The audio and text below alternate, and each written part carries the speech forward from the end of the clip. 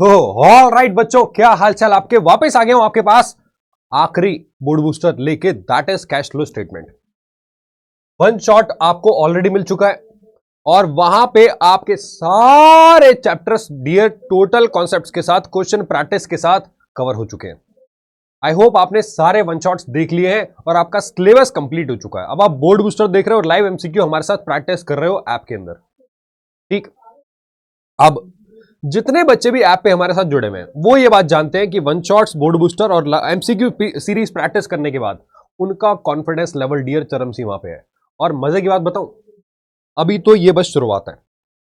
अब इसके बाद आपके लिए जो चीजें आने वाली हैं बच्चे, हमारे वीसी गुरुकुल के यूट्यूब चैनल पे आप बोलोगे सर हमें कहीं और जाने की जरूरत नहीं है, स्पेशली अगर स्टूडेंट बिलोंग करता है कॉमर्स कम्युनिटी को।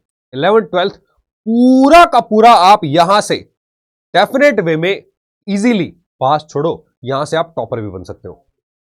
तो मैं अब आपका और टाइम वेस्ट नहीं करूंगा क्योंकि मुझे आधे घंटे के अंदर चैप्टर वाइंड अप करना है। तो मैं आपको याद दिला देता हूं बच्चे, प्रीवियस लेक्चर में, पिछले सेशन में मैंने रेशियो का पार्ट 2 डाला था क्योंकि रेशियो बड़ा चैप्टर है, बड़ा चैप्टर कैश फ्लो भी है, ठीक है।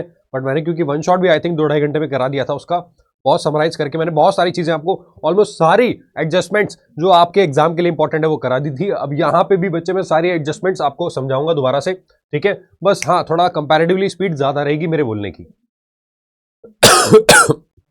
मेरे गले में कफिंग थोड़ी ज्यादा है, तो अगर मैं वॉल्यूम डाउन करके बोलूं ना तो प्लीज समझ जाना यार, ठीक है। मेरी जो टोनैलिटी है वो अप रहती है, बट अभी मैं ज्यादा तेज चिल्ला नहीं सकता क्योंकि एकदम से अगर मैं चिल्लाया तो वो जो क्या बोलते हैं बलगम टाइप होती है वो ऊपर आ जाएगी, ठीक है। आ जाओ, ये आपका पार्ट 2 में मैंने कवर किया था रेशियो में एक्टिविटी, प्रॉफिटेबिलिटी और प्रैक्टिस क्वेश्चंस, ठीक है। अब कैश फ्लो के अंदर अपने को क्या करना है, बहुत सिंपल है। ठीक, सबसे पहले हम कॉन्सेप्ट समझेंगे, फिर ऑपरेटिंग, इन्वेस्टिंग, फाइनेंसिंग एक्टिविटीज को समझेंगे, तीनों क्या होती हैं थियोरेटिकल पॉइंट ऑफ व्यू से, और आपकी इंपॉर्टेंट एडजस्टमेंट जो एग्जाम में आ सकती है वो सारी दोबारा से रिपीट करेंगे, ताकि आपको, देखो रेपिटेशन बहुत जरूरी है हर चीज के लिए। दुनिया में रेपिटेशन काम आता है यार, चाहे माइकल फेल्प्स क्या बोल दिया मैंने, चाहे माइकल फेल्प्स हो, चाहे टाइगर वुड्स हो, चाहे कोई भी स्पोर्ट्स की पर्सनालिटी ले लो, वो रिपीट करता है चीजों को कंसिस्टेंसी के साथ, तभी रिजल्ट आता है। यहां पे भी आपको ये सारी चीजें मैं रिपीट करवाने वाला हूं। हाँ, प्रैक्टिस क्वेश्चन एक बार को मैं बोलूंगा आपको यहाँ पे बच्चे सेल्फ करने पड़ेंगे। एक्सट्रीमली सॉरी, कम ड्यूरेशन में प्रैक्टिस क्वेश्चन को कराना कैश फ्लो के, इट इज नॉट पॉसिबल। आप देखोगे तो आधे घंटे में मैक्सिमम मैं एक ही क्वेश्चन करा पाता हूं। आपने वन शॉट देखा होगा तो 20 मिनट से लेके आधे घंटे 30-40 मिनट्स में एक ही क्वेश्चन कवर हो पाता फुल फ्लेजेड वाला। तो यहां पे तो मुझे पूरा चैप्टर रिवाइज कराना है, तो प्रैक्टिस क्वेश्चन मैं यहां पे नहीं करा पाऊंगा, समझा पूरे दूंगा, ठीक है। वो आपको खुद ही प्रैक्टिस करनी है, मैं आपको ऑलरेडी वन शॉट के अंदर ये बता चुका था। अब आ जाओ मेरे साथ आगे। सबसे पहले समझते हैं डियर यहां पे कॉन्सेप्ट क्या कहता है कैश फ्लो स्टेटमेंट का। सबसे पहले समझते हैं आपका कैश फ्लो स्टेटमेंट का मतलब क्या होता है बच्चे। वो statement that shows cash flow, cash के इनफ्लोस, कैश के आउटफ्लोस और आपके कैश फ्लो की एप्लीकेशन और उसके सोर्सेस। सर क्या बोल दिया आपने, हो बच्चे बहुत सिंपल है। कैश फ्लो स्टेटमेंट का मतलब होता है inflows and outflows of cash and cash equivalents. Sir ये कैश एंड कैश इक्विवेलेंट्स क्या होते हैं बच्चे? कैश एंड कैश इक्विवेलेंट्स का मतलब होता है वो कैश जो आपके कैश के बराबर है क्या बोल दिया आपने? अरे वो कैश जो कैश की तरह काम करता है, चाहे वो कैश हो, हार्ड कैश हो, चाहे वो आपका बैंक बैलेंस हो, डिमांड ड्राफ्ट हो, या फिर कोई भी चेक हो जो आपके कैश की तरह काम करता है। तो पूरे साल में जो पैसा आया, जो पैसा गया और जो पैसा बच गया, उसी स्टेटमेंट को जो दिखाते हैं उसको बोलते हैं कैश फ्लो स्टेटमेंट। और यूजुअली दो बैलेंस शीट डेट्स के बीच में ये होता है, यानी कि मान लो 31 मार्च 2024, 31 मार्च 2025, या फिर 31 मार्च 2026 और 31 मार्च 2027। तो दो बैलेंस शीट डेट्स के बीच में जो स्टेटमेंट बनाया जाता है कैश फ्लोज को दिखाने के लिए, that is called cash flow statement. 3 activities होती हैं, आप जानते हो, ऑपरेटिंग, इन्वेस्टिंग, फाइनेंसिंग, ठीक है। कैश एंड कैश इक्विवेलेंट्स के अंदर बहुत सारी चीजें कवर होती है। बैंक बैलेंस हो गया, डिमांड ड्राफ्ट हो गया, डिमांड डिपॉजिट, ड्राफ्ट कह रहा हूं, मार्केटेबल सिक्योरिटीज। बच्चे मार्केटेबल सिक्योरिटी भी आपके कैश एंड कैश इक्विवेलेंट्स में कवर होती है। इसका मतलब होता है वो सिक्योरिटीज, वो इन्वेस्टमेंट जो शॉर्ट टर्म के लिए की गई है, 3 मंथ से कम के लिए, 1 साल के लिए भी इन्वेस्टमेंट होती है, वो भी करंट इन्वेस्टमेंट्स होती हैं। लेकिन वो इन्वेस्टमेंट्स, वो सिक्योरिटीज जो 3 महीने से कम में ट्रेड करने के लिए खरीदी गई हैं, वो आपकी कैश में ही काउंट होंगी, ठीक है, क्योंकि आप उनको बहुत जल्दी कन्वर्ट कर सकते हो कैश में। तो current investments are taken as marketable securities unless stated to be non marketable security. जब तक दिया ना हो तो उसको मार्केटेबल सिक्योरिटी माना जाएगा, ठीक है। तो ये कैश एंड कैश इक्विवेलेंट में काउंट होती है। यहां पे मैंने आपको एक छोटा सा एग्जांपल दिया था कि कैश फ्लो स्टेटमेंट बच्चे बनाया कैसे जाता है, ठीक है। देखो मान लो आपके पास स्टार्टिंग में 10 करोड़ का कैश है, स्टार्टिंग में आपके पास 10 करोड़ का कैश है, ठीक है, इसको कैश एंड कैश इक्विवेलेंट बोलते हैं, opening cash and cash equivalent. अब आपने क्या किया, पूरे साल में इनफ्लोस कमाए, मतलब जो भी पैसा आपने, जो कैश आपको रिसीव हुआ दैट इज आपका 90 करोड़। अब ये इनफ्लोज और आउटफ्लोज जो होते हैं ना, ये तीनों एक्टिविटी से होंगे, चाहे वो ऑपरेटिंग, इन्वेस्टिंग, फाइनेंसिंग हो। तो मैं अभी एज्यूम कर रहा हूं तीनों एक्टिविटीज का ये समराइज्ड वर्जन है, ठीक है। तो इनफ्लो आपके पास हो गया 90 करोड़, 10 करोड़ आपके पास पहले से था, टोटल आपके पास कितना पैसा हो गया सर, हमारे पास हो गया 100 करोड़। हालांकि ऐसे नहीं देखा जाता, यहां पे ये देखा जाता है कि इनफ्लो आउटफ्लो कितने, तो इनफ्लो आउटफ्लो का डिफरेंस मान लो निकल के आ रहा है 20 करोड़। आपके पास 90 आया था, 70 चला गया, तो कितना अल्टीमेटली आया, इंक्रीज कितना हुआ कैश 20, पहले से कितना था 10, तो 10 प्लस 20 आपके पास क्लोजिंग कैश कितना बच जाएगा 30। यही आपका कैश एंड कैश इक्विवेलेंट्स का क्लोजिंग बैलेंस है, और यही आपका कैश फ्लो स्टेटमेंट का आंसर होता है। बस इसी को बोलते हैं कैश फ्लो स्टेटमेंट। और यहां पे बच्चे जो पैसा आपके पास आता है इनफ्लोस, उसको बोलते हैं सोर्सेस, कहां से पैसा आया। जहां पे पैसा लगता है उसको बोलते हैं एप्लीकेशन ऑफ कैश फ्लोस, जिसको बोलते हैं आउटफ्लो। जितने भी कॉन्सेप्चुअल क्लैरिटी थी वो यहां पे इसी एक पेज के अंदर है, सारी बातें मैं आपको ऑलरेडी बता चुका हूं, ठीक है। अब आ जाओ मेरे साथ आगे, तो देखते हैं आगे क्या दिया हुआ है। बच्चे कैश फ्लो स्टेटमेंट बनाया जाता है एज पर AS3 MCQ में क्वेश्चन बनता है, तो ये आपको याद रखना है, ठीक है। इसके अलावा डायरेक्ट मेथड आपके सिलेबस में कवर नहीं है, इनडायरेक्ट मेथड कवर्ड है। इनडायरेक्ट मेथड सिर्फ एक ही चीज के लिए काम आता है, दैट इज ऑपरेटिंग एक्टिविटीज, क्योंकि इन्वेस्टिंग, फाइनेंसिंग डायरेक्ट मेथड में भी सेम है, इनडायरेक्ट में भी सेम है, बहुत सिंपल, ठीक। इसके बाद बच्चे जो कैश फ्लो स्टेटमेंट होता है 3 हेड्स के अंदर दिखाया जाता है, आप जानते हो, ऑपरेटिंग, इन्वेस्टिंग एंड फाइनेंसिंग, ठीक। और ये इनडायरेक्ट मेथड से बनाया जाता है, ठीक। अब आ जाओ आगे, यहां पे कॉन्सेप्ट बेस्ड क्वेश्चन दिया था, ये आपको अपने आप पढ़ना है बच्चे, इसका कोई फायदा नहीं है पढ़ने का रिवीजन में। जब पहली बार पढ़ते हैं कैश फ्लो तो मैं उसको बताता हूं कि ऐसे बनता है, ठीक है। आ जाओ, अब यहां पे कैश एंड कैश इक्विवेलेंट्स के अंदर ये चीजें काउंट होती है, पहला cash in hand, cash at bank, cheques and draft, short term investment, short term deposits and cash and cash, ये टोटल निकल के आ जाएगा कैश एंड कैश इक्विवेलेंट्स का। रेपिटेशन हो गया, ठीक। अब आगे बच्चे ऑपरेटिंग एक्टिविटी। ऑपरेटिंग एक्टिविटी क्या होती है, जो आपकी प्रिंसिपल रेवेन्यू जनरेटिंग एक्टिविटीज होती है, those are called operating activities. हो सर क्या बोल दिया आपने, समझ में नहीं है, बताता हूं। कोई भी काम मैं कर रहा हूं, जैसे मैं क्या कर रहा हूं, टीचिंग, अगर मुझे टीचिंग से रेवेन्यू जनरेट होता है दैट इज मेरी प्रिंसिपल रेवेन्यू जनरेटिंग एक्टिविटी।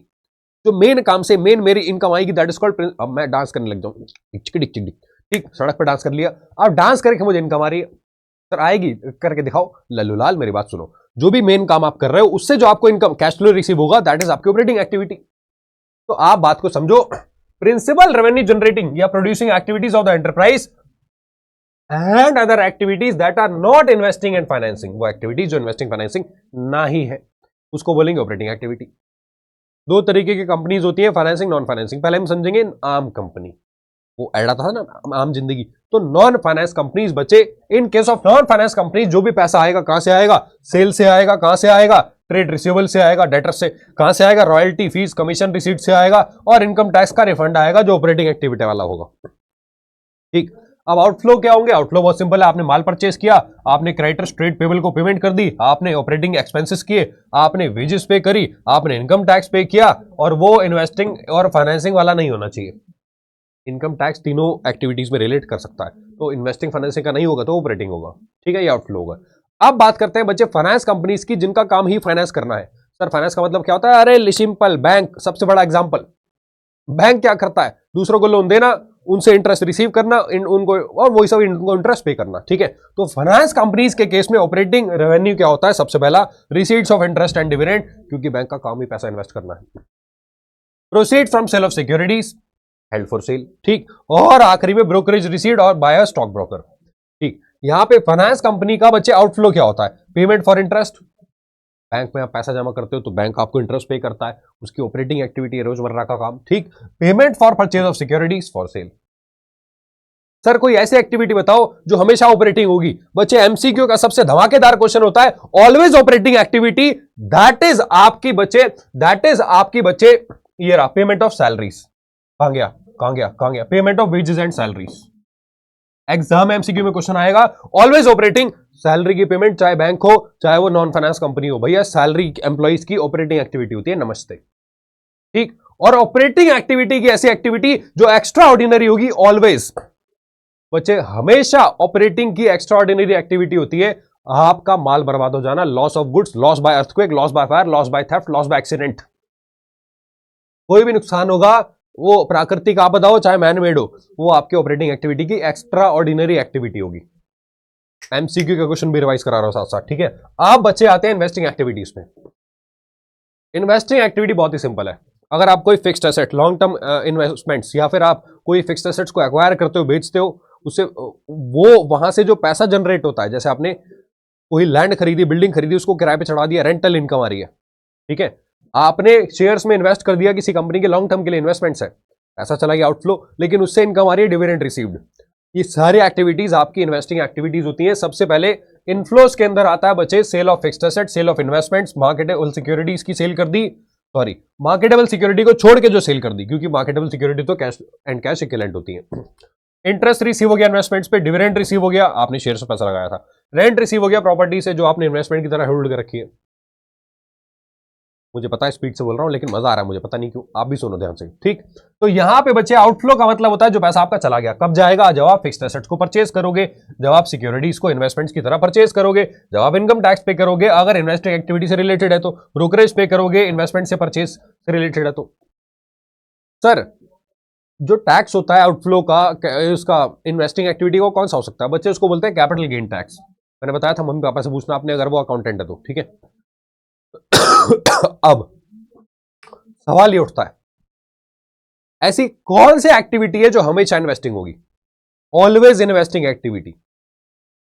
बच्चे proceeds from sale of fixed assets, ये हमेशा एक इन्वेस्टिंग एक्टिविटी होगी, ठीक।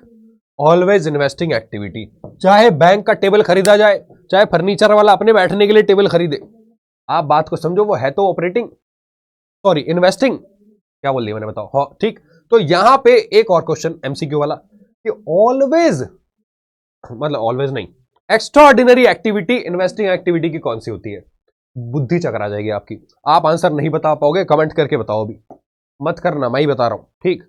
इनमें से आपको जो भी उल्टा सीधा लगे मत टिक करना, बहुत सिंपल सा आंसर है बच्चे, सेल ऑफ फिक्स्ड एसेट्स, ठीक है। Always operate investing, purchase of fixed asset होगा, ऑलवेज इन्वेस्टिंग, मैंने इधर टिक कर दिया था वो परचेज, बोला सही था, बट यहां पे जो एक्स्ट्रा ऑर्डिनरी है वो सेल ऑफ फिक्स्ड एसेट है। बेटे फिक्स्ड एसेट सेल ऐसे नहीं होती, ये सालों में एक बार होती है, एक्स्ट्रा ऑर्डिनरी एक्टिविटी है वो। कहीं तुम सोचो हाँ पता नहीं क्या बता दिया, मैं बता रहा हूं सारे राज खोल दूंगा, तुम यहां से कॉन्फिडेंट होके जाओगे। अब आ जाओ मेरे साथ फाइनेंसिंग एक्टिविटीज पे। तो बच्चे फाइनेंसिंग एक्टिविटीज में बहुत सिंपल है, जो आपकी शेयर कैपिटल, डिवेंचर्स और बोरोइंग्स का साइज एंड कंपोजिशन चेंज कर दे उसको बोलते हैं फाइनेंसिंग एक्टिविटी। ये थी आम जिंदगी, कितना घटिया समझाया मैंने, कुछ समझाया नहीं, बताता हूं सिंपल लैंग्वेज में। जब कंपनी फंड्स को उठाती है और फंड्स को पे करती है, उस पर इंटरेस्ट पे करती है और जो भी आपका डिविडेंड पे करती है, बस उसी को बोलते हैं आपकी फाइनेंसिंग एक्टिविटीज। क्या बोल दिया जरा सिंपल लैंग्वेज में बच्चे। जब पैसा आएगा कहां से आएगा, लॉन्ग टर्म बोरिंग्स के लिए, लॉन्ग टर्म के लिए शेयर्स इशू करके, डिवेंचर इशू करके, लोन लेके, बैंक ओवरड्राफ्ट करके, कैश एंड कैश क्रेडिट करके, ये सारी चीजों से पैसा आता है। फंड्स इकट्ठे होते हैं बिजनेस में लॉन्ग टर्म के लिए। इन फंड्स की पेमेंट होती है, लोन की पेमेंट हो गई, रिडेम्पशन हो गया प्रेफरेंस शेयर का, bye back of equity share हो गया, पेमेंट ऑफ डिविडेंड हो गया, इंटरेस्ट की पेमेंट हो गई बैंक को, डिक्रीज इन बैंक ओवरड्राफ्ट हो गया, बैंक ओवरड्राफ्ट कम हो गया, आपने बैंक की पेमेंट कर दी होगी, ठीक है। इनकम टैक्स पे कर दिया जो फाइनेंसिंग एक्टिविटी से रिलेटेड है, डिविडेंड डिस्ट्रीब्यूशन टैक्स मैंने एग्जांपल दिया था, वो एप्लीकेबल है नहीं है उससे कोई फर्क नहीं पड़ता आपको, बस मैंने एग्जांपल दिया था। ब्रोकरेज पे कर दिया, अंडरराइटिंग कमीशन पे कर दिया, शेयर्स पे और डिवेंचर्स पे, ये सारे आपके आउटफ्लोज हैं। अब पुरातन काल का क्वेश्चन, ऑलवेज फाइनेंसिंग एक्टिविटी कौन सी होती है, ऑलवेज फाइनेंसिंग, चाहे वो फाइनेंस कंपनी हो चाहे नॉन फाइनेंस कंपनी हो। बच्चे बात को समझना, payment of dividend always financing होता है। सर इंटरेस्ट की पेमेंट फाइनेंसिंग नहीं होती ना, बैंक इंटरेस्ट पे करता है, ऑपरेटिंग है उसके लिए। अगर कोई मान लो वीसीजी इंटरेस्ट पे करेगा तो उसके लिए वो क्या है, फाइनेंसिंग एक्टिविटी है। लेकिन बैंक अगर डिविडेंड पे करे और कोई दूसरी कंपनी डिविडेंड पे करे बच्चे, वो हमेशा फाइनेंसिंग है, क्योंकि बैंक ने अपने शेयर्स इशू करे होंगे तो वो तो फाइनेंसिंग है ही, ठीक है। लेकिन हाँ कभी कभार बैंक शेयर इशू इन्वेस्टमेंट करने के लिए, सॉरी क्या बोलते हैं, किसी को कमाने के लिए भी कर सकता है, वो अभी आपको नहीं समझा सकता, आपके सिलेबस से बाहर है, वो आउट ऑफ परव्यू है, ठीक है, बहुत टेक्निकल टर्म है। बट जब वो डिविडेंड पे करता है बच्चे, बात को समझना है, वो अपने शेयर्स पे डिविडेंड पे कर रहा है शेयर होल्डर्स को, वो फाइनेंसिंग एक्टिविटी में काउंट होगा, ठीक। Yes sir. ओ एक चीज रह गई, एक्स्ट्रा ऑर्डिनरी, बताओ एक्स्ट्रा ऑर्डिनरी एक्टिविटी कौन सी है फाइनेंसिंग की? बच्चे बहुत सिंपल है, यहां पे एक्स्ट्रा ऑर्डिनरी एक्टिविटी हो जाएगी। बताओ बताओ बताओ तो एबीसीडी एक्सवाइजेड पीक्यू जय माता दी टिक कर दूं? नहीं, ऐसे टिक नहीं करेंगे। Bye back of equity shares आपकी एक्स्ट्रा ऑर्डिनरी एक्टिविटी होती है फाइनेंसिंग एक्टिविटी में। कितनी देर हो गई? 15 मिनट। सारे कॉन्सेप्ट जो एमसीक्यू से रिलेट कर सकते थे और आपके थ्योरी से रिलेट कर सकते थे वो मैंने आपको बता दिए। अब शुरू करते हैं ऐसे कैश फ्लो स्टेटमेंट की प्रिपरेशन। बहुत सिंपल होती है बच्चे। सबसे पहले आपको क्या करना है, कैश फ्लो या यूज्ड इन ऑपरेटिंग एक्टिविटी निकालना है, फिर इन्वेस्टिंग निकालना है, फिर फाइनेंसिंग निकालना है। उन तीनों का टोटल करना है। टोटल अगर पॉजिटिव आए तो नेट इंक्रीज और टोटल अगर नेगेटिव आए तो नेट डिक्रीज। लिखा नहीं है यहां पे, आगे जाके बता दूंगा। ठीक, उसमें हम ऐड करेंगे opening cash and cash equivalent. निकल के आएगा आंसर में closing cash and cash equivalent. इतनी सी बात आपको करनी होती है। ठीक, आई होप यहां तक आपको समझ में आ गया होगा। अब यहां पे बच्चे जो ऑपरेटिंग एक्टिविटी है वो इनडायरेक्ट से किया जाता है। इन्वेस्टिंग फाइनेंसिंग डायरेक्ट इनडायरेक्ट में सेम है। ठीक है, तो कुछ नहीं करना, नेट कैश फ्लो निकालना है, ओपनिंग ऐड करना है, आंसर क्लोजिंग आएगा।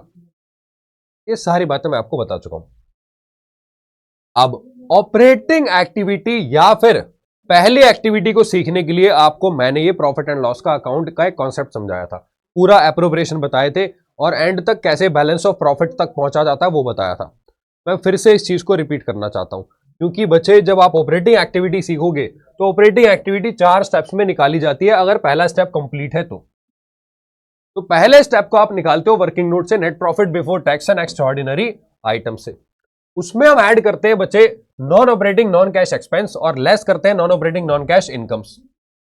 ठीक है, निकल के आता है आपके पास operating profit before working capital changes. फिर हम वर्किंग कैपिटल को चेंज करते हैं, करंट एसेट्स करंट लायबिलिटी को। निकल के आता है cash flow from operating activities before tax and extraordinary items. फिर उसके बाद टैक्स माइनस करते हैं, एक्स्ट्राऑर्डिनरी एक्टिविटी को एडजस्ट करते हैं, निकल के आता है ऑपरेटिंग एक्टिविटी का कैश फ्लो। अब ये ऐसे तो समझ में आएगा नहीं, तो समझाने के लिए आपको क्या करना पड़ेगा, यहां पे बच्चे सबसे पहले समझना पड़ेगा कि ये net profit before tax and extraordinary activities कैसे निकलता है। आप बात को समझो, आप क्या कर रहे हो, यहां पे नाम देखो क्या है, net profit before tax and extraordinary items. ठीक, तो आप प्रॉफिट एंड लॉस को याद करो। प्रॉफिट एंड लॉस में क्या होता था, सबसे पहले बनता था ट्रेडिंग अकाउंट। आप 11वीं क्लास का प्रॉफिट एंड लॉस याद करो, वहां पे आपने ऑपरेटिंग, जैसे प्रॉफिट एंड लॉस में लिख दिया gross profit, operating expense minus कर दिए salary depreciation rent, non operating expense minus कर दिए interest on debenture, provision for doubtful debt, loss on cell. ठीक, और निकल के आ गया नेट प्रॉफिट। हाँ, इसमें कुछ चीजें ऐड भी हो रखी हैं जैसे कि आपका rent received, dividend received, interest received. Final profit निकल के आ गया नेट प्रॉफिट। इस प्रॉफिट में से आप क्या करते हो, टैक्स को माइनस कर देते हो, वो कंपनी वाला फॉर्मेट। ठीक है, नेट प्रॉफिट बिफोर टैक्स, इसमें से टैक्स माइनस हो गया, फिर प्रॉफिट आफ्टर टैक्स आ गया। प्रॉफिट आफ्टर टैक्स में आपने एक्स्ट्राऑर्डिनरी एक्टिविटी आइटम्स एडजस्ट कर दिए और निकल के आ गया profit after tax and after extraordinary items. ठीक है, अब इस प्रॉफिट में से कुछ एप्रोप्रिएशन होते हैं जैसे कि डिविडेंड अलग कर दिया आपने, रिजर्व अलग कर दिए, प्रेफरेंस का डिविडेंड अलग कर दिया, इंटरेस्ट, ये क्या है पता नहीं क्या है, जो भी है। ठीक है, आप बात को समझो, जो भी है इसमें से। अब ये अलग करने के बाद बचता है आपके पास वो प्रॉफिट जो बैलेंस शीट में चला जाता है रिजर्व एंड सरप्लस में। क्वेश्चन की स्टार्टिंग इसी प्रॉफिट से होती है बच्चे, क्वेश्चन की स्टार्टिंग इसी प्रॉफिट से होती है, लेकिन हमें क्वेश्चन के लिए कौन सा प्रॉफिट चाहिए, नेट प्रॉफिट, एक तो बिफोर टैक्स। तो बच्चे बिफोर टैक्स तक पहुंचने के लिए पहले तो इसमें से ये सारे आइटम उल्टे करने पड़ेंगे, उल्टे उल्टे उल्टे उल्टे करने के लिए जो डिविडेंड इसमें से माइनस हो चुका है वो ऐड करो, जो रिजर्व ट्रांसफर हो चुके हैं वो ऐड करो, जो प्रेफरेंस डिविडेंड ट्रांसफर हो चुका है वो ऐड करो, जो एक्स्ट्राऑर्डिनरी एक्टिविटी एडजस्ट हो चुकी है, अगर प्लस हो चुकी है तो माइनस कर दो, माइनस हो चुकी है तो प्लस कर दो। ठीक, रिवर्स करना है, मतलब अगर डेबिट हो चुकी है तो आपका डेबिट का मतलब एक्सपेंस में दिख चुकी है तो ऐड कर दो, अगर वो क्रेडिट हो चुकी है, प्लस नहीं बताना था, हाँ, अगर वो क्रेडिट हो चुकी है तो उसको लेस कर दो। और फिर प्रोविजन फॉर टैक्स जो आपने बना दिया, टैक्स मेड, वो भी आप ऐड कर दो। मुझे पता अभी मैं मुंह जबानी समझा रहा हूं, बट ये सारी चीजें आपके पास ऑलरेडी लिखी हुई है। ये रिवर्स कर दोगे आप पहुंच जाओगे net profit before tax and extraordinary items तक। ठीक है, तो यहां पे difference between closing and opening balance of surplus balance sheet से उठाएंगे, balance in statement of P&L से निकल के आएगा आपका आंसर। ठीक, इसमें ऐड करेंगे डिविडेंड, चाहे फाइनल और प्रपोज जो आपने ड्यूरिंग द ईयर पे किया, ठीक है, एक ही बात होती है। इंटरिम डिविडेंड जो साल के बीच में पे किया, ट्रांसफर टू रिजर्व, चाहे किसी भी रिजर्व में डाला, जैसे 10 से 12,000 रिजर्व हो रहा है तो 2,000 का रिजर्व आपने बना दिया होगा, ये ऐड कर दिया। Provision for tax made during the year, इस पे एक इंपॉर्टेंट एडजस्टमेंट आपके एग्जाम में आती है, वो भी ऐड कर दिया। और extraordinary item debited to P&L, debited as expense, अगर खर्चे के तौर पे दिखाया तो उसको वापस ऐड करना है, यहां पे ये ऐड हो जाएगा। और इसमें से माइनस हो जाएगा रिफंड ऑफ टैक्स अगर P&L में क्राइट हुआ है तो, और एक्स्ट्रा ऑर्डिनरी आइटम अगर P&L में क्राइट हुई है तो वो दोनों यहां से लेस हो जाएंगी। निकल के आएगा net profit before tax and extra ordinary items. I hope यहां तक आपको पॉइंट समझ में आ गया होगा। आप कुछ नहीं कर रहे हो, आप बस इस प्रॉफिट से वापस ऊपर जा रहे हो यहां तक। सर लेकिन ऑपरेटिंग एक्टिविटी का कैश फ्लो कैसे आएगा? बच्चे अब बताऊंगा कैसे आएगा। आप इस प्रॉफिट तक पहुंच गए, हाँ सर, अब और उल्टा जाना है, इनडायरेक्ट मेथड है ना, तो और उल्टा जाने के लिए ये जो नॉन ऑपरेटिंग एक्सपेंस है ये वापस जोड़ दो, ये जो नॉन ऑपरेटिंग इनकम है ये वापस लेस कर दो तो आप पहुंच जाओगे किस पे? ऑपरेटिंग प्रॉफिट पे। ये सारे कॉन्सेप्ट मैं आपको समझा चुका हूं, वन शॉट जाके देख लेना, नहीं देखा तो ठीक है। तो ऑपरेटिंग प्रॉफिट पे वापस पहुंचोगे, कैसे पहुंचोगे? नॉन ऑपरेटिंग इनकम को वापस लेस कर दोगे और नॉन ऑपरेटिंग एक्सपेंस को वापस ऐड कर दोगे, पहुंच जाओगे आप ऑपरेटिंग प्रॉफिट पे। और लेकिन इस ऑपरेटिंग प्रॉफिट तक पहुंचने के बाद भी कैश फ्लो का ऑपरेटिंग एक्टिविटी खत्म नहीं होगा। ये रहा ना, देखो, net profit before tax and extraordinary item, पहली एडजस्टमेंट थी जो हम वर्किंग नोट में निकालते हैं। उसके बाद आपने ऐड किया non operating and non cash expenses, depreciation, amortisation, loss on sale of fixed asset, interest on debenture, loan, bank overdraft, provision for doubtful debt created.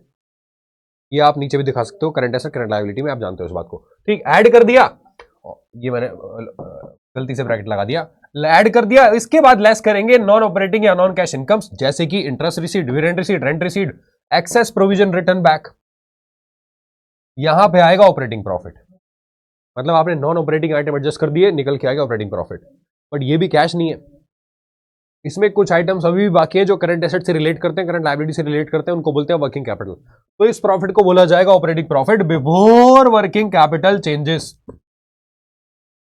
अब हम वर्किंग कैपिटल को चेंज करेंगे, तो वर्किंग कैपिटल आप जानते हो current asset minus current liability होता है। तो यहां पे क्या करेंगे, जो भी करंट एसेट इंक्रीज होगी, जो भी करंट लायबिलिटी डिक्रीज होगी, इससे क्या होगा, आपका कैश फ्लो कम होगा।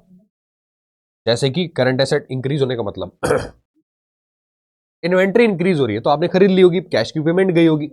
ऐसे ही करंट लायबिलिटी डिक्रीज होने का मतलब क्रेडिटर्स अगर कम हो रहा है, आपने उसकी पेमेंट कर दी होगी, तो कैश का जाना है ये कर देंगे लेस, ठीक। इसका उल्टा कर देंगे ऐड, ठीक है। एग्जांपल आप जानते हो, निकल के आएगा cash flow from operating activities before tax and extraordinary items. अब इसमें से जो एक्चुअल टैक्स आपने पे किया होगा, क्योंकि जो टैक्स आप इस साल मेड मतलब बनाते हो, प्रोविजन क्रिएट करते हो, वो पेमेंट नहीं होती। पेमेंट वो होती है जो पिछले साल बनाया था, वो इस साल की पेमेंट होती है। तो वो आपको एग्जाम में दिया होगा, अलग से नहीं दिया होगा, तो आपको अज्यूम करना होगा प्रीवियस और करंट ईयर के हिसाब से, वो एडजस्टमेंट आगे आएगी, बताऊंगा, ठीक है। तो यहां पे लेस कर देंगे टैक्स पेड, निकल के आएगा आपका। और हाँ, एक्स्ट्राऑर्डिनरी आइटम ऊपर अगर आपने ऐड किया होगा, लेस कर देना, लेस किया होगा तो ऐड कर देना, ठीक है। तो यहां पे एडजस्ट करेंगे, निकल के आएगा आपका cash flow from operating activities, positive आया तो। आप कभी कभार क्वेश्चन में ना स्टेटमेंट ऑफ P&L का प्रॉफिट गिवन होता है, मतलब डायरेक्टली प्रॉफिट एंड लॉस का आपको प्रॉफिट गिवन होगा। उस केस में एप्रोप्रिएशन एडजस्ट मत करना, एप्रोप्रिएशन एडजस्ट मत करना, मतलब उसमें उसके अंदर ये सारी एडजस्टमेंट होंगी, सिर्फ दो कौन कौन सी, एक तो टैक्स की, एक तो टैक्स वाली प्रोविजन फॉर टैक्स, और एक्स्ट्राऑर्डिनरी। नीचे भी, ऊपर आपके रिजर्व्स, प्रोपोज डिविडेंड और आपका इंटरिम डिविडेंड, वो सब एडजस्ट नहीं होगा। बट ये एग्जाम में आता नहीं है, मैं बता दूं आपको पहले। अब यहां पे आपको कुछ प्रैक्टिस क्वेश्चन दिए हुए हैं आपके कॉन्सेप्ट्स को क्लियर करने के लिए, इनको एक बार प्लीज देख लेना। मैं आपको एक स्पेशल क्वेश्चन भी लेके जाना चाहता हूं जहां पे सारे आइटम कवर हो जाए, ठीक है। ये रहा, मिल गया। यहां पे बच्चे सारे आइटम्स कवर्ड है, तो ये वाला क्वेश्चन आप कर लेना। सर कौन सा क्वेश्चन है, करवा रहा हूं अभी, बस मुझे 1 मिनट को। तो देखते हैं बच्चे आपको यहां पे क्या दिया हुआ है। From the following information calculated profit before tax and extraordinary items. आपको एक आइटम निकालना है, देखो आगे वाली एडजस्टमेंट्स आसान होती हैं, ठीक है। तो यहां पे आपको दिया हुआ है बैलेंस इन ओपनिंग क्लोजिंग, ठीक है। फिर आपको दिया हुआ डिविडेंड पेड ऐड होगा, इंटरिम डिविडेंड ऐड होगा, ट्रांसफर रिजर्व्स ऐड होगा, provision for tax made add होगा, रिफंड ऑफ टैक्स माइनस होगा, लॉस ऑफ इन्वेंट्री आपका प्लस होगा। एक्स्ट्राऑर्डिनरी आइटम है, ठीक है। और insurance claim receive for above loss, इसी लॉस के लिए इंश्योरेंस क्लेम रिसीव हुआ, वो एक्स्ट्राऑर्डिनरी की इनकम है, लेस होगी। तो बस आंसर आप जानते हो। नीचे आपको एडिशनल में दिया हुआ है propose dividend for equity shares for the year 31 March 24-25 1.5 lakh and 1 lakh respectively. बच्चे करंट ईयर का कुछ नहीं करना होता। करंट ईयर में आप डिविडेंड डिक्लेयर करते हो, पिछले साल डिक्लेयर हुआ होगा तो इस साल आपने पे किया होगा, तो यहां पे पिछले साल वाले प्रोपोज डिविडेंड को आप क्या करोगे, यहां पे ऐड कर दोगे। और एक चीज और ध्यान रखना, जब भी आपको प्रोपोज डिविडेंड पिछले साल का दिया होता है, इसका मतलब आपने इक्विटी शेयर्स पे डिविडेंड पे किया, तो प्रेफरेंस पे पक्का पे किया होगा, ऑटोमेटिक है वो, ठीक। ऑटोमेटिक का मतलब आप इक्विटी पे डिविडेंड तभी पे कर रहे हो जो पहले प्रेफरेंस को पे करके आए हो, राइट। तो यहां पे इंटरम डिविडेंड भी पे कर दिया आपने, ये भी आएगा। Determine net profit before tax and extraordinary items, ये आ गया आपका आंसर। नेट प्रॉफिट ये दे रखा, आपने डिफरेंस निकाल लिया, 1/18 - 50 करके, प्रोपोज डिविडेंड प्रीवियस ईयर का आपने ऐड कर दिया, इंटरिम डिविडेंड ऐड कर दिया, ट्रांसफर रिजर्व्स ऐड कर दिया, प्रोविजन फॉर टैक्स ऐड कर दिया, रिफंड ऑफ टैक्स लेस कर दिया, और extraordinary income, extraordinary item debited वाला भी ऐड कर दिया। अच्छा, इसमें एक चीज थी, मैंने आपको अलग तरीके से कराया था। यहां पे इन्होंने क्या किया, डिफरेंस निकाल लिया। जैसे आपको यहां पे जो लॉस दे रखा है वो 1 लाख का है, और जो इंश्योरेंस क्लेम है वो 50 का है, तो इन्होंने डायरेक्टली 1 लाख में -50 करके 50 का एक्सपेंस मान लिया और उसी को डायरेक्टली ऐड कर दिया, ठीक है। बात एक ही है, मैंने यहां पे दिखाया था आपको कि 1 लाख प्लस -50 कर दो तब भी आंसर सेम आएगा। तो यहां पे net profit before tax and extraordinary item आपका आ गया 3/500। सिंपल सा क्वेश्चन था, ठीक। आप बच्चे यहां से शुरू होते हैं आपके इंपॉर्टेंट पॉइंट्स, यानी कि आपकी इंपॉर्टेंट एडजस्टमेंट्स। ये सारे एडजस्टमेंट्स एक बार रिवाइज कर लेना आपने। चैप्टर बहुत आसान है यार, सही सच बता रहा हूं। आप हिस्ट्री उठा के देख लो, इतिहास उठा के देखो, कैश फ्लो स्टेटमेंट में मुश्किल क्वेश्चन नहीं देखा आपको कभी भी। और जिस बच्चे ने इसकी ढंग से बढ़िया तरीके से प्रैक्टिस किया, मैं नहीं मानता इसको 6 मार्क्स से, मतलब कटने चाहिए मार्क्स, इसमें पॉसिबल ही नहीं है यार। आप करके जाओगे वो चीज जो हम बताएंगे तो डेफिनेटली आप इसमें फुल मार्क्स गेन करोगे, ठीक है। देखो, सबसे पहला पॉइंट प्रोविजन फॉर टैक्स आपको दे रखा है, 10 से 12 हो गया, अब और कुछ नहीं दिया आपको। तो यहां पे हम क्या मानेंगे, जो आपका करंट ईयर का टैक्स है वो मेड होगा, और प्रीवियस ईयर का आपका मेड लिख दिया, पेड होगा ये, ठीक है। ये आपका पेड होगा, पेड होगा, ठीक। तो यहां पे जो भी आपको दिया होगा नेट प्रॉफिट, उसमें provision for tax made current year वाला ऐड करेंगे, और यहां पे आखिरी में जो आपका ऑपरेटिंग प्रॉफिट आता है उसमें माइनस करेंगे टैक्स पेड, ठीक है। ये बातें आप जानते हो फॉर्मेट वाली। अब आ जाओ नेक्स्ट आपके एडजस्टमेंट पे। अगली एडजस्टमेंट में आपको दे रखा है प्रोविजन फॉर टैक्स, और नीचे आपको एक एडजस्टमेंट दिया, जब भी आपको एडजस्टमेंट दियो आपको अकाउंट बनाना पड़ेगा। तो आपको ओपनिंग क्लोजिंग दिया होगा, इसका ओपनिंग क्लोजिंग आप जानते हो, ये एक लायबिलिटी अकाउंट होता है, ठीक। ओपनिंग बैलेंस, क्लोजिंग बैलेंस यहां जाएगा। अगर आपको पेमेंट दे रखी है टैक्स पे ड्यूरिंग द ईयर, तो टू बैंक मेड दिया होगा तो बाय स्टेटमेंट ऑफ पेडल। अब यहां पे पेड दिया हुआ है तो आपने क्या किया, टोटल किया 27 में से माइनस कर दिया 10, निकल के आया 17, answer by statement of pedal made during the year. अब ये मेड आप जानते हो स्टार्टिंग में ऐड हो जाएगा ऑपरेटिंग में, एंड में ये पेड लेस हो जाएगा, ठीक है। मैंने आपको एंट्रीज भी पास करके दिखाई दी। अगला आपको दिया हुआ इंपॉर्टेंट पॉइंट्स में इन्वेस्टमेंट एक्टिविटीज का सबसे पहला दिया हुआ है इंटेंजिबल एसेट। बच्चे, जब भी आपको इंटेंजिबल एसेट दिया होगा तो आपको ये चेक करना है बढ़ रही है कि घट रही है, स्पेशली गुडविल। गुडविल इंक्रीज हो रही है, परचेज की होगी आपने, डेफिनेटली आपने किसी का बिजनेस परचेज किया, वहां पे आपने 20,000 की गुडविल खरीद ली, इन्वेस्टिंग से माइनस कर देना, ठीक। आपको यहां पे दिया हुआ है पेटेंट 50 से 40 रह गए, कुछ नहीं दिया, सेल मत मानना, उसको अमोर्टाइजेशन मानना। हाँ, अगर आपने सेल माना तो इन्वेस्टिंग में ऐड होगा, अमोर्टाइजेशन माना तो आपके ऑपरेटिंग में ऐड होगा as non operating expense, depreciation के साथ साथ। तो ये दोनों ट्रीटमेंट आप कर सकते हो, बट मेजॉरिटी केस में इसको अमोर्टाइजेशन ही मानना, ठीक है। ये आ गया। अगला, अब आपको दिया हुआ है गुडविल 1 लाख से 90 रह गए। बच्चे, ये हमेशा अमोर्टाइज होती है, गुडविल सेल नहीं होती, इंडिविजुअल गुडविल कभी सेल नहीं होती, वो हमेशा अमोर्टाइज होगी, ऑपरेटिंग में ऐड कर देना। कॉपीराइट 50 से 60 हो गए, ऑब्वियसली परचेज किए होंगे, इन्वेस्टमेंट से माइनस, ठीक है।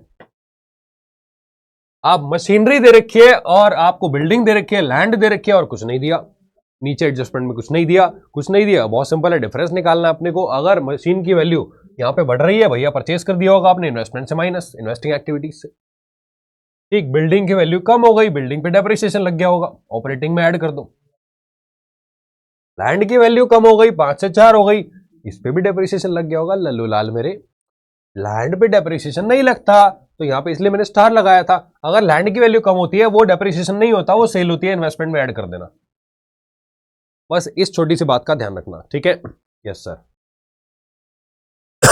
एक और, अब यहां पे आपको अगेन डिफरेंस दे रखा है, नीचे आपको एडजस्टमेंट दिया, building WDV of which was 15 was sold for 12, depreciation charge during the year was 20। ठीक है, तो बिल्डिंग से रिलेटेड एडजस्टमेंट हो गई, बाकी दोनों सेम देख लेते हैं। ये 5 से 4 है, आप जानते हो सेल हो गई होगी इन्वेस्टमेंट में ऐड। पहले वाला मशीनरी 1 से 1 20 हो गई, आपने परचेज किया होगा इन्वेस्टमेंट से माइनस। अब बिल्डिंग का आपको बच्चे अकाउंट बनाना पड़ेगा, ओपनिंग क्लोजिंग आपको ऑलरेडी दिया है, तो 1,90,000 आपने ओपनिंग क्लोजिंग डाल दिया। अब यहां पे नीचे आपको दिया हुआ है बिल्डिंग थी जिसकी WDV 15 थी, आपने उसको 12 में बेच दिया। जब आप कोई बिल्डिंग 12,000 में बेचोगे, यहां आएगा बाय बैंक 12, 3 का लॉस बाय लॉस, और डेप्रिसिएशन ड्यूरिंग द ईयर जो होगा बाय डेप्रिसिएशन। जब भी आप यहां पे टोटल करेंगे, क्रेडिट साइड ज्यादा आएगी, डेबिट में निकल के आएगा टू बैंक परचेज। अब परचेज आप जानते हो, बिल्डिंग अगर आपने परचेज करी है, इन्वेस्टिंग एक्टिविटी का आउटफ्लो है, ये इन्वेस्टिंग से माइनस। सेल की थी, ये इन्वेस्टिंग में ऐड होना चाहिए, मैंने यहां पे कुछ और लिख दिया, गलत लिख दिया, बट कराया सही होगा, ठीक है। तो इन्वेस्टमेंट में ऐड होगा, ठीक। लॉस हो रहा है, ये आपका एक नॉन ऑपरेटिंग एक्सपेंस है, यहां पे बचे 3,000 ऐड हो जाएगा ऑपरेटिंग में, और डेप्रिसिएशन भी 3,000 ऑपरेटिंग, सॉरी 20,000 ऑपरेटिंग में ऐड, ये दोनों आपके ऑपरेटिंग में ऐड होंगे। सेल परचेज माइनस प्लस होगी, सेल होगी तो प्लस हो जाएगी, इन्वेस्टिंग, ये रहा, इन्वेस्टिंग में प्लस हो जाएगी, और आपकी परचेज होगी तो इन्वेस्टमेंट से माइनस। ये ट्रीटमेंट आपको फिक्स्ड एसेट्स का अकाउंट बना के निकाल लेना है, ठीक है। अब अगली एडजस्टमेंट निकल के आती है आपकी, जैसे यहां पे दे रखा आपको इन्वेस्टमेंट्स, ठीक है, 1,00,000 से 1,20 हो रही है, तो बच्चे इन्वेस्टमेंट आपने परचेज की होगी, सेम ट्रीटमेंट है आपके फिक्स्ड एसेट की तरह। अब यहां पे हिडन एडजस्टमेंट दिया 12% डिवेंचर्स की, 2,00,000 से 1,50,000 रह गए। बच्चे क्वेश्चन में आपको ये नहीं दिया कि डिवेंचर जो है वो कब रिडीम हो रहे हैं, ठीक है, अब हमें नहीं पता कब रिडीम हो रहे हैं, तो यहां पे रिडेम्पशन वाला जो पॉइंट है, पहले तो ये फाइनेंसिंग से माइनस होगा, रिडीम होने का मतलब आपने पेमेंट कर दी होगी डिवेंचर्स की, ठीक है। अब आपको दिया हुआ है इक्विटी शेयर कैपिटल, ये भी फाइनेंसिंग एक्टिविटी है, 5 से 8 हो गई, आपने शेयर्स को इशू कर दिया होगा 3,00,000 का, फाइनेंसिंग में ऐड हो जाएगा। यहां पे एजम्पशन, यहां पे हमने क्या लिया है कि ईयर एंड पे आपके डिवेंचर रिडीम हुए होंगे। क्यों लिया, क्वेश्चन में कुछ नहीं दिया, तो जब भी क्वेश्चन में कुछ ना दिया हो, एजम्पशन ले लेंगे कि आपने रिडेम्पशन कब किया है, एंड में। एंड में रिडेम्पशन करने का मतलब है आपको पूरे 2,00,000 पे इंटरेस्ट पे करना पड़ेगा स्टार्टिंग वैल्यू पे। तो ओपनिंग वैल्यू आपकी 2,00,000 है, इसका इंटरेस्ट है 12%, 12 दूनी 24,000, ये इंटरेस्ट आपने पेमेंट करी है, फाइनेंसिंग एक्टिविटी का आउटफ्लो है, P&L में दिखाया होगा, ऑपरेटिंग में होगा ऐड, फाइनेंसिंग से माइनस, ठीक है। ये दो ट्रीटमेंट इसके हो जाएंगे। अब आ जाओ मेरे साथ अगली एडजस्टमेंट पे। 12% डिवेंचर 2,00,000 से 1,50,000 रह गए, ठीक है, वो 50,000 फाइनेंसिंग से माइनस है, वो तो पैरामाउंट है, ऑटोमेटिक है। आप डिवेंचर्स फॉर रिडीम ऑन 30 सितंबर 25, साल के बीच में डिवेंचर का रिडेम्पशन हो रहा है, तो यहां पे बहुत सिंपल है बच्चे, 2,00,000 में 50 का रिडेम्पशन है, तो आपने रिडेम्पशन कब किया, 30 सितंबर को, तो 2,00,000 पे पहले 6 महीने का इंटरेस्ट निकाल दो, 2,00,000 इंटू 12/100 इंटू 6/12, 12,000। अब 50 का रिडेम्पशन हो गया, तो बचे कितने, 1,50,000, तो 1,50,000 पे इंटरेस्ट निकाल दो 6 महीने का, 12/100 6/12, 9,000, टोटल इंटरेस्ट आ गया 21। ये इंटरेस्ट आप जानते हो ऑपरेटिंग में ऐड, और आपका फाइनेंसिंग से माइनस। नॉन ऑपरेटिंग आपका एक्सपेंस आप जानते हो, फाइनेंसिंग का एक्सपेंस है, इंटरेस्ट ऑन डिवेंचर। बाकी सारे ट्रीटमेंट बिल्कुल सेम है। गला जो है बैठने लगा है, कोई बात नहीं, खत्म होने वाला आपका चैप्टर।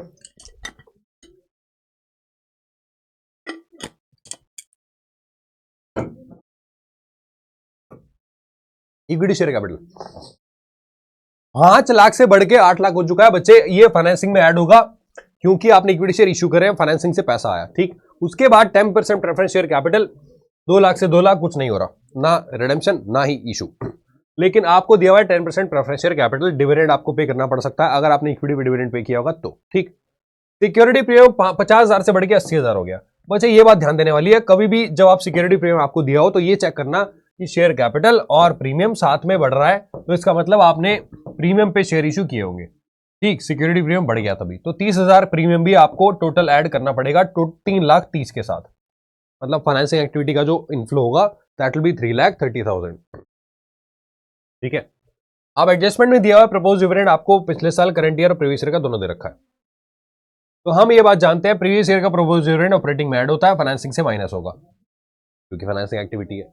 तो आपने इक्विटी शेयर पे डिविडेंड पे किया तो प्रेफरेंस पे पक्का पे किया होगा, तो बच्चे यहां पे आपको 10% प्रेफरेंस शेयर कैपिटल का भी डिविडेंड पे करना पड़ेगा 20,000 रुपए, ऑपरेटिंग में ऐड, फाइनेंसिंग से minus.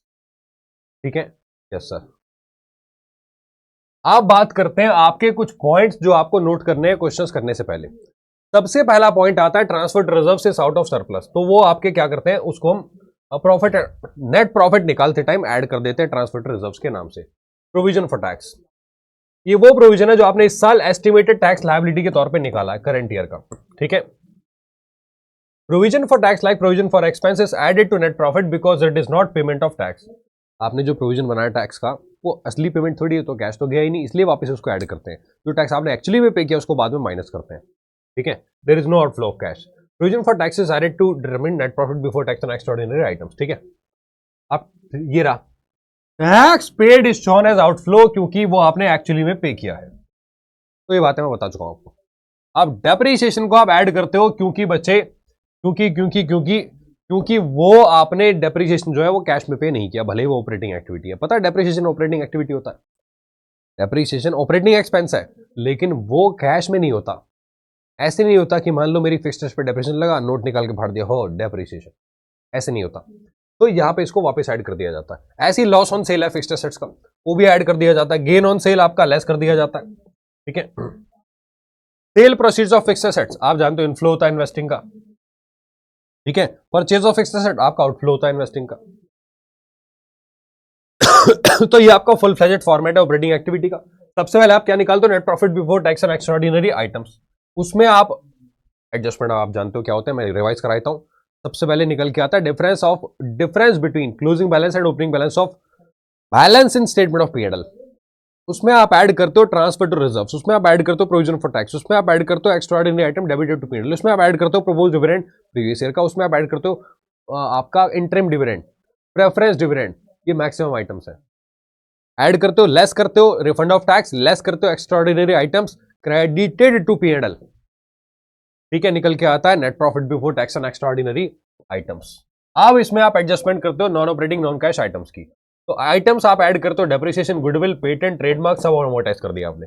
Interest on bank overdraft, cash and borrowings, underwriting commission आपने पे किया, इशू ऑफ शेयर का एक्सपेंस पे किया, loss on sale of fixed asset, pre और redemption of preferential debenture, return of, ये सारे आप add करते हो।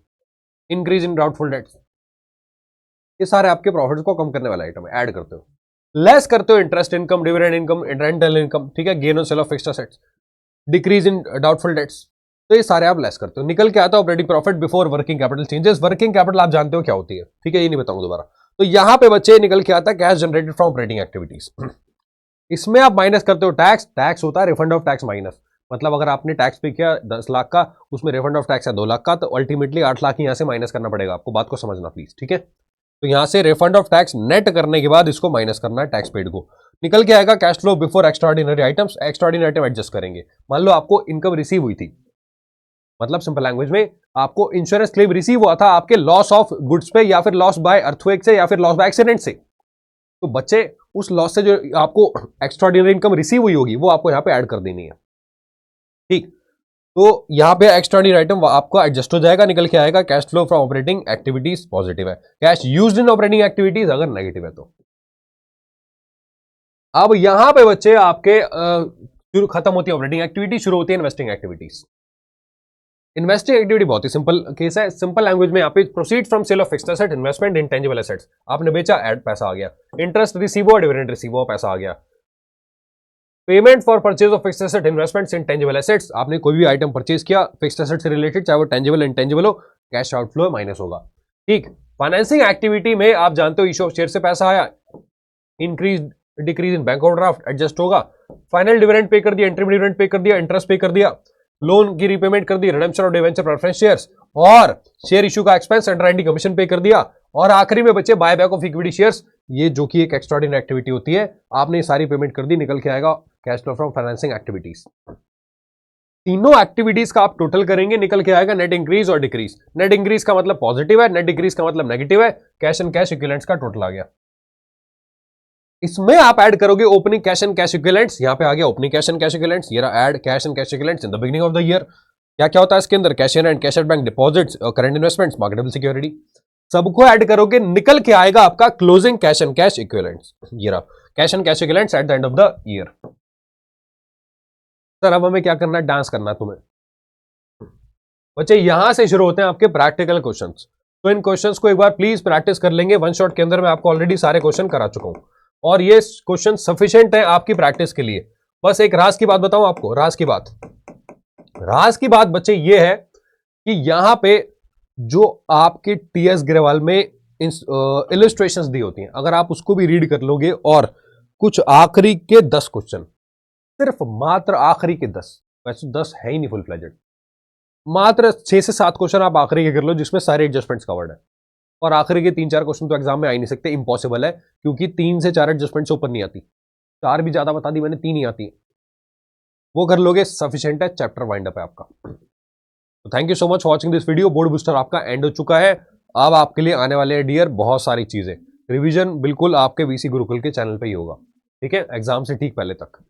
तो मिलूंगा आपसे अगले लेक्चर में, तब तक के लिए take care and bye bye.